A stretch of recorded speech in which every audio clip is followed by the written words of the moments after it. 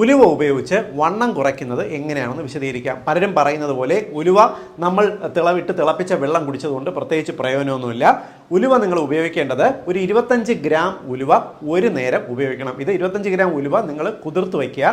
കുതിർന്ന ഉലുവ നിങ്ങൾ നന്നായിട്ട് അരച്ചതിന് ശേഷം ഉച്ചയ്ക്ക് ഭക്ഷണത്തിന് 1 മണിക്കൂർ മുമ്പ് 1 ഗ്ലാസ് മോരെടുത്ത് അതിനകത്ത് 25 ഗ്രാം കുതിർത്ത് അരച്ചു വെച്ച ഉലുവ നന്നായിട്ട് മിക്സ് ചെയ്ത് ചേർക്കുക. എന്നിട്ട് ഇത് കുടിക്കുക. ഇതിൻ്റെ ഗുണമെന്ന് പറയുന്നത് ഈ മോരും വെള്ളം നിങ്ങൾ കുടിച്ചു കഴിഞ്ഞിരുന്നാൽ ഉച്ചയ്ക്ക് ഭക്ഷണം നിങ്ങൾക്ക് അല്പം കഴിച്ചാൽ മതിയാവും. വളരെ പെട്ടെന്ന് വിശപ്പ് മാറുന്നത് കാണാം.